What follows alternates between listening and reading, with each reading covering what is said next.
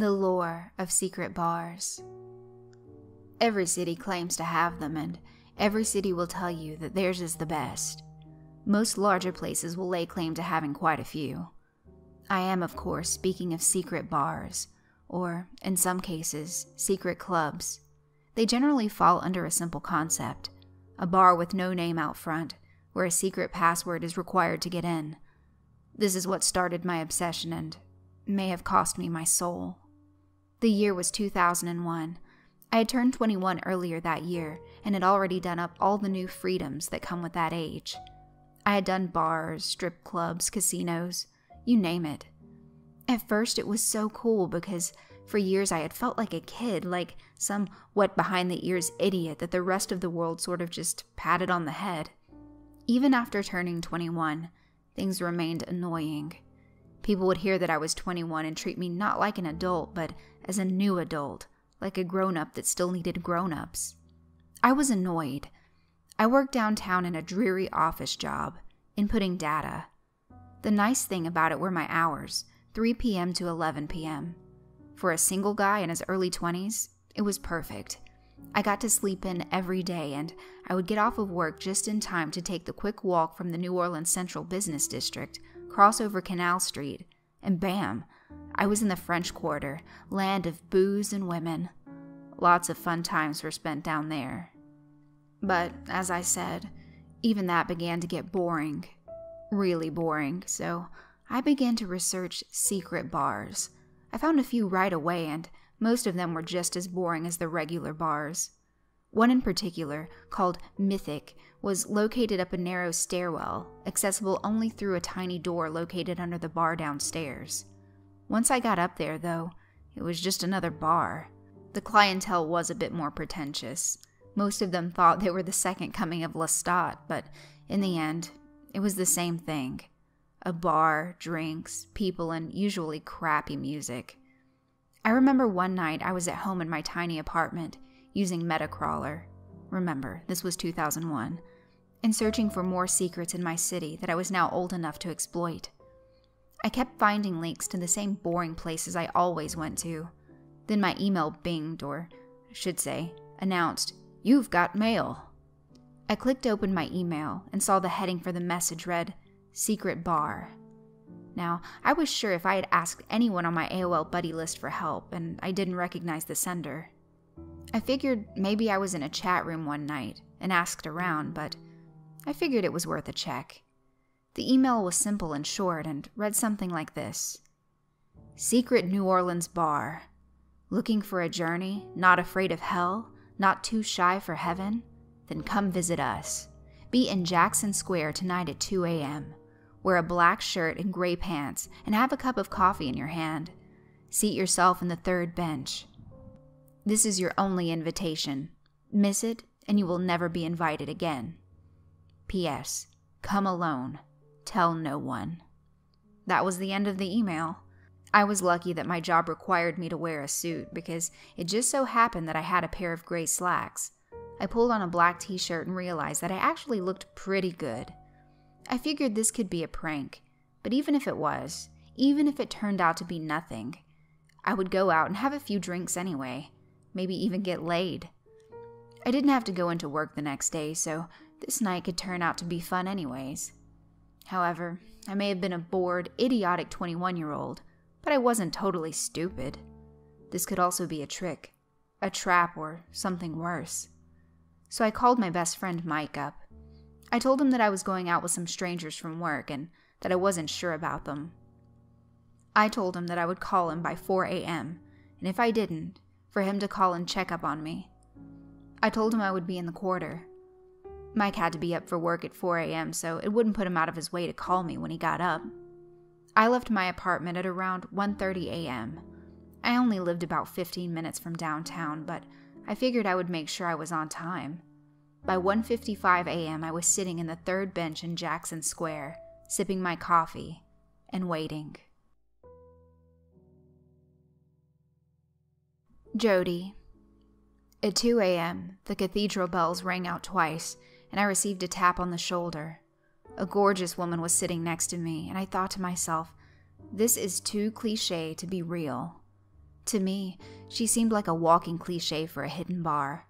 Goth girl, mid-20s, really hot, so yeah, she was from the bar. I knew it from the start. "I'm JODIE," said the woman.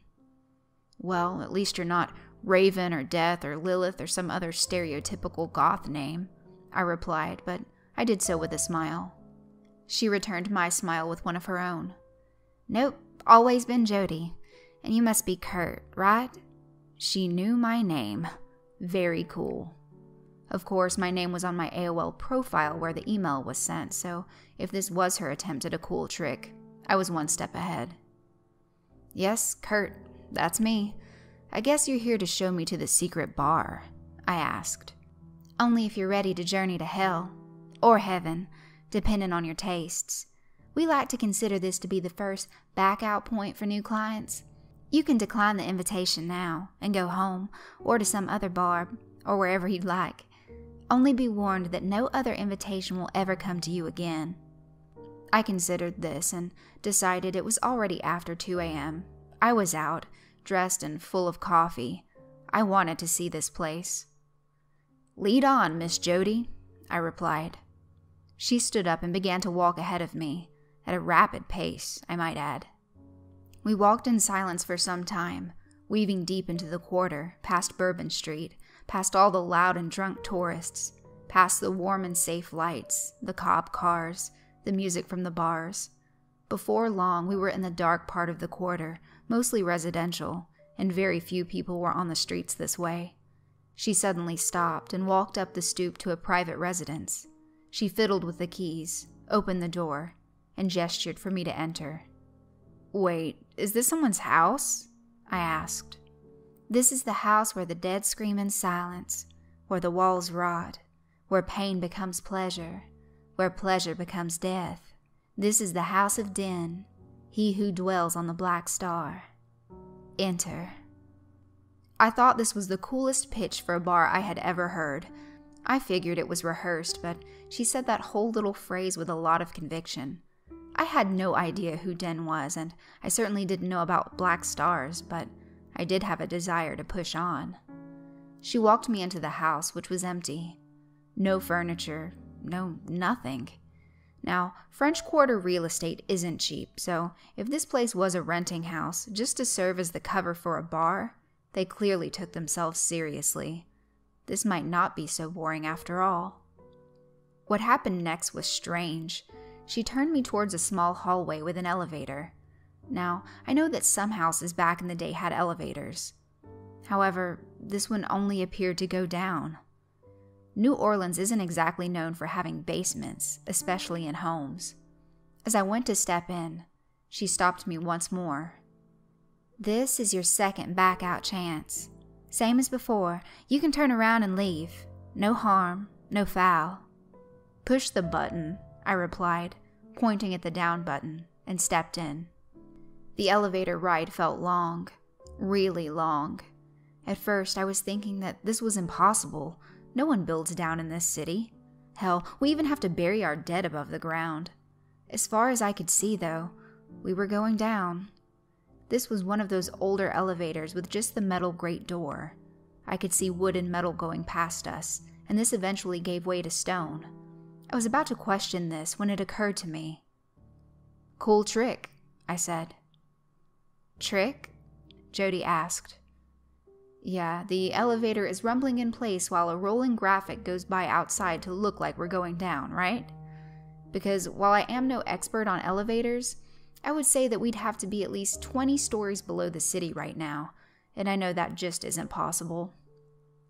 "You're right," she replied, grinning. "We aren't 20 stories below the city. We are, by now, at least 2,000 stories below, if you are using stories as measurement." I wanted to say something back about how that was a lie, had to be a lie. We hadn't been riding that long, and that amount of depth wasn't possible on a tiny elevator like this. However, I figured this was all part of the act, like her whole speech about the House of Din and all that crap. I didn't want to become too obnoxious or pushy. She might end up asking me to leave, figuring I would ruin the scene for other patrons. Instead, I just smiled and decided to play along with a really cool and elaborate bar scene. Fake or not, this was by far the most ambitious effort I had ever seen put forward for a drinking establishment. Shortly after, the elevator stopped. JODIE stepped in front of the doors, but before she opened them up, she turned back to me. "This is your final chance to back out. If you wish, I will take you back. However, once I open these doors, you will be in hell. You may find your way back to the surface tonight, but some find that leaving is just impossible. Some stay forever. In the interest of free will and fair play, I'm bound by the Council of Nod to offer you this final chance to return to your life. Choose now." "Amazing speech, JODIE," I replied. "Really great. You guys clearly put some thought into this. Yes, I want to go to this bar." She smiled and opened the doors. A small door sat at the end of a wooden hallway that looked like it might have been built around the time of the pyramids. There were no lights. I could only see by the small electric light in the elevator and the light coming from the door ahead. I walked forward, and as soon as I stepped off of the elevator, the heat hit me. It wasn't so hot that I couldn't take it, but if anyone has ever experienced being in an attic on a really hot day with no ventilation, then you'll have an idea of how this felt. The air was thick beyond description. Instantly, I was covered in sweat, and I knew that if I stayed in this hallway for too long, I would pass out. I turned to look back and saw the elevator already heading back up. From what I could see, there was no button to call it back down either. I guess JODIE wasn't kidding when she said that was my last chance to back out. I crossed my fingers that the bar would be air-conditioned and walked forward into the light. The patrons. What happened over the next couple of hours is largely a blur. I will tell it all the best I can. I entered the bar. It was small, very small, about the size of a bedroom. There was a single wooden bar, 3 bar stools pushed up to it, and 3 small tables in the corner area. The room was poorly lit. Only a small light bulb, hanging from the cord, was providing the light. However, it was well lit enough to see everything, and sitting right on the bulb seemed to be most logical. There was a small shelf behind the bar, typical setup, liquor bottles in front of a mirror. There were 5 others in this room, plus the bartender. I saw a gothic girl sitting at one of the tables, sipping a drink with a rather plain-dressed man. There were 2 gentlemen at the other table. One was wearing a business suit. The other was wearing that awful cowboy attire that was popular in almost all walks of life, even secret bars. There was another woman, average in appearance, probably in her mid-30s, smoking at the other side of the bar. Of course, there was me too, so that completed our little circle. There was no music playing. The walls were old wood. Oak, maybe. The bartender, now he was a classic. White shirt, black pants, suspenders and bow tie. Like something out of the Roaring '20s. It was still hot, too. Not as bad as the hallway, but pretty awful. Liquor would only make me hotter, but I was here now. I figured I would test the waters. Now, as for liquor, I saw no bottles that I could recognize. None were labeled. There was no beer either. No name brands, no cash register, no bar mat. This place was as simple as you could want. After a moment, the bartender spoke to me. "Welcome to hell," he announced, smiling. Cool name, sort of expected it though.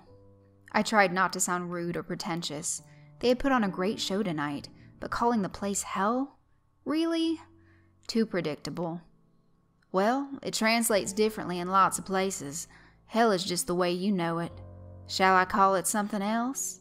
he asked, and he didn't seem to be joking or annoyed. "No, hell is fine. How about a drink? Jack and Coke, please," I said. "No Jack here, and no Coke either," he answered at once. "What do you have then?" I asked. "Well, most people down here have a drink we call regret. I can also serve you loneliness, or if you're feeling particularly bold, our house special is damnation." Wow, you guys are really playing up the hell thing. Okay, serve me some regret, please. He handed me a drink poured from a brown bottle. It tasted amazing, too. I figured it to be a bourbon and wished I had some Coke to mix with it.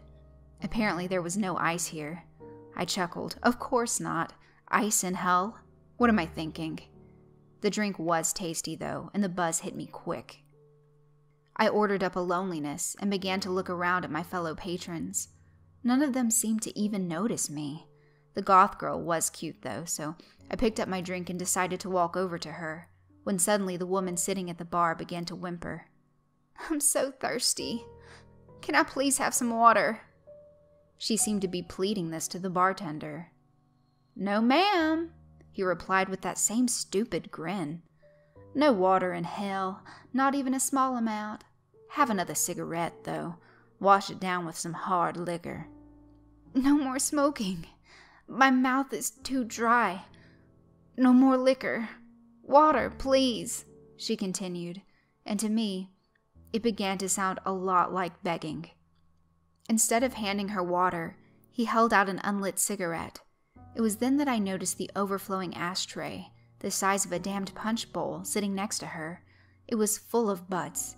Had to be over 1,000 of them in there. Had she smoked them all herself? I strained my eyes and studied her harder. Her lips were blistered badly. She had been at it for a while. The bartender patiently held out the cigarette, grin never leaving his face, until she finally sighed and took it. He produced a lighter and she took a drag. She began to cough violently, gagging too.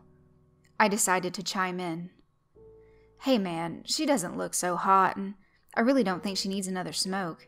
She looks like she's dying of thirst too. Call the elevator, man. She's had enough, I think." The bartender turned his big smile on me. "Who? Old Nancy here? Nah, Nancy is a trooper, man. Smokes a couple of packs a day. And as far as her thirst, well, she knew this place was a thirsty sort of dive before she walked in the door. But she wanted to be here. She is getting exactly what she wanted." I walked over to Nancy and placed my hand on her shoulder. "Ma'am, if you want to get out of here, I'll walk you over to the elevator. You don't look so great right now." I tried to sound as concerned as a 21-year-old kid could sound. Nancy looked at me and smiled. "Oh, I'm fine. Just fine," she said, but her mouth quivered as she spoke. The bartender was watching us like a hawk, still smiling, but his smile no longer looked so friendly. "Everything okay?" he asked, beaming like a used car salesman. Nancy shakily replied yes. The bartender turned around, and in that second Nancy gripped my arm hard, pulled me into the smog that was her breath, and whispered, "Leave while you can." So low that I almost missed it. Her breath was like a chimney. She must have been chain-smoking for days. I smoked, and so do most of my friends, and even on nights when we would chain-smoke and pound booze until the sun rose, none of us were ever that toxic. I walked over to the man in the business suit. He at least appeared sane. "Hey, sir, I think that lady over there needs help," I said to him. The man looked at me and laughed. "We all need help, kid. We're in hell after all," he shouted. As he did this, I looked over at the goth girl just in time to see her begin to cut herself, deep and hard from the looks of it. The plain-dressed man sitting next to her began to laugh in a high-pitched tone, almost a giggle, and that was when I noticed that he was touching himself. Only not in the sense that we all do at home. No, his private parts were raw, bloody, torn away in places, but he just kept going at it.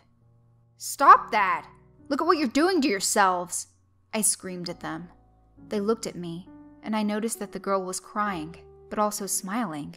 Her eyes were practically begging to her self-inflicted pain to stop, yet she just kept cutting. I had seen enough. I reached over and attempted to pull the knife out of her hand. Just then, I felt a strong grip on my shoulder, stronger than anything I had ever felt in my life. It was the bartender. He had come around the bar to grab me. "No, no, sir!" he screamed into my ear. "Every patron of hell gets to enjoy their treats without judgment. After all, judgment has already been passed. We exist beyond that now. Let her cut. She loves it after all. Can't you see she loves it? She is smiling ear to ear. The bartender dragged me back to my stool, and with great speed, was somehow back behind the bar again. The secrets. Now, you wanted secrets, right, Kurt? You were bored and wanted more. That is what you came for. Now drink your drink before I beat your fucking face in. Through all of this, he never stopped smiling. He slammed a glass before me. The murky liquid was inside. He grabbed my arm and began to squeeze, the pain becoming unbearable. My mind began to race. This was no bar. This was something, but not a bar. I wasn't ready to believe I was actually in hell, but I knew I was somewhere bad. "Drink your drink, sir!" he screamed again, and fearing I would pass out from the pain, I slammed down the liquid in front of me. It tasted horrible. I couldn't describe it then, and I can't now, but it was fierce. He let go of me, and suddenly the room got much hotter. The light began to flicker, and suddenly I was afflicted by knowledge. Things I didn't want to know, things that no one would want to know. My mother had an affair, and the man I'd grown up calling Dad was in fact not my father at all. I had a brother who died. I never knew that. My boss at work hated me. My grandfather committed suicide. All these years I just thought he died naturally. My mother was going to abort me, but changed her mind because she couldn't afford the abortion. I was going to die alone. My wife, a woman I would meet in 6 years and fall madly in love with, would die in a car crash with my 3-year-old son in the back seat. There was nothing I could do to change this. I would go blind in my 60s from a work-related accident. There were currently 34 people in the world right now, some who I thought of as friends, who wanted me to die. They hated me. No one, not my mother, not my father. No one had ever loved me at all. Those were just a few of the secrets that suddenly hit me. There were thousands, maybe millions more, but by then my mind couldn't process them all. There were some things about me, things about people I knew, that were so dark that I'm thankful that I cannot remember them, because to dwell on them for even a second longer would have brought on madness. Frantically, I looked around the bar. The woman, Nancy, was still smoking, only her throat was on fire, a small red glow smoldering right in the middle of her throat. She was clearly in the worst pain of her existence, but she continued to take puff after puff of her cigarette. Each time she did, the glow in her throat would get brighter. I looked straight ahead into the mirror behind the bar, seeing the gore fest that had begun behind me.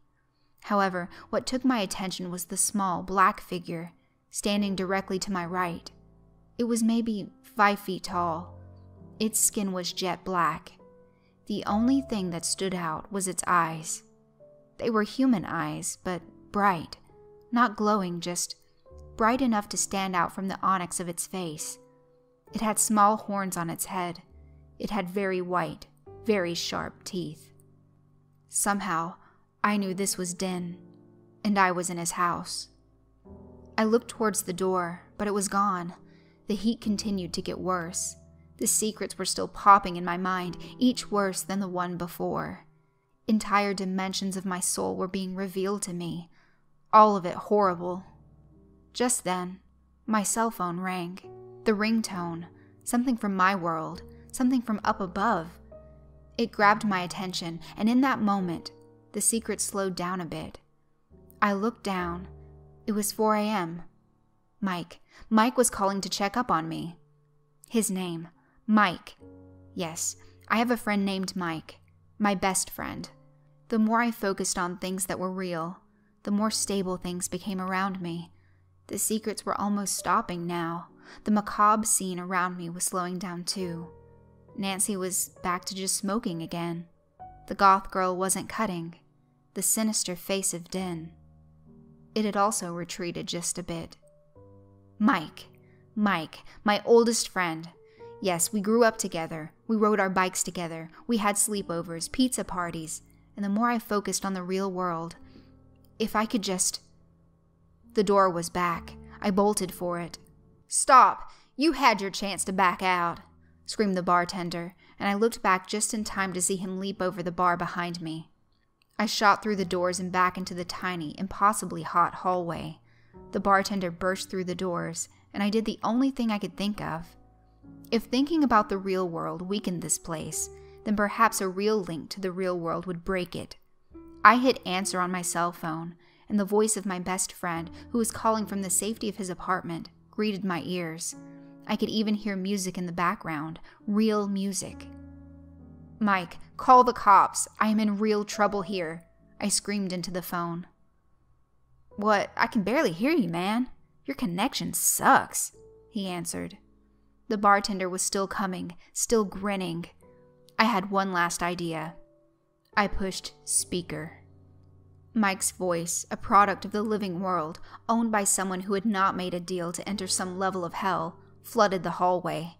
The bartender stopped.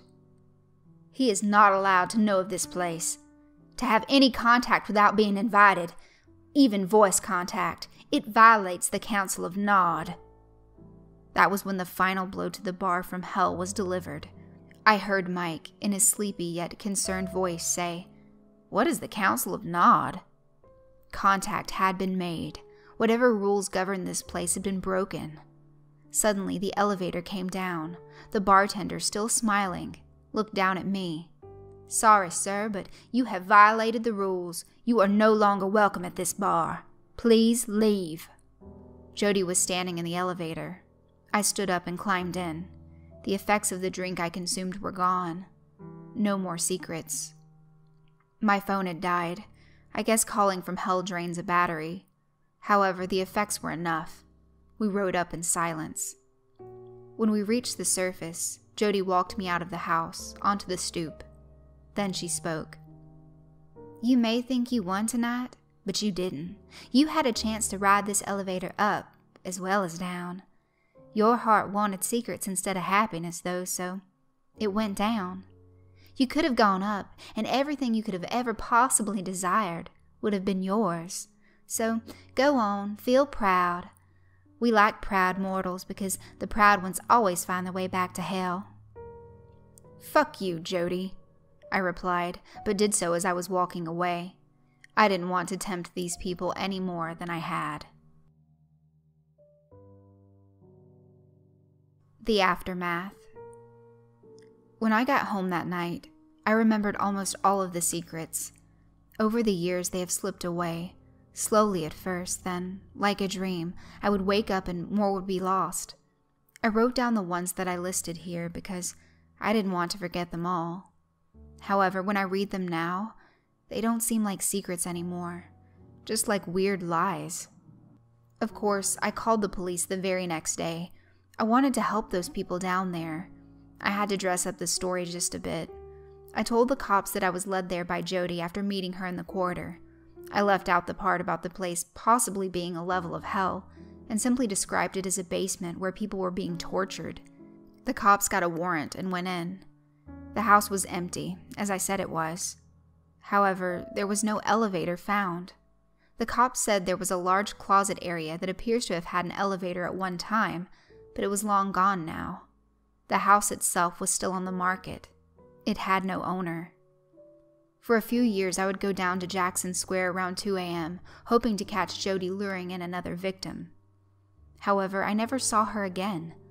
Years went on. I did marry, and no, my wife was never killed in a car accident. We don't have kids yet, though. Perhaps when I violated the contract, the Council of Nod, or whatever, I somehow broke that cycle. I'll never know, but I will be careful. After I posted this, I burned the list of secrets that I had written down. Of course, I could always read them on here, but I won't. And in time, hopefully, I will forget them too. I never confronted my mother about the abortion plan or asked who my real dad was. Those secrets seemed so real, but Satan is also called the father of lies for a reason. I'm not sure if Din is Satan or just a lesser version of him, but I doubt that Din is a very honest sort either. I post this as a warning, though. A warning to be careful when seeking out secrets. Some things are kept secret for a reason, and to know them is to know madness.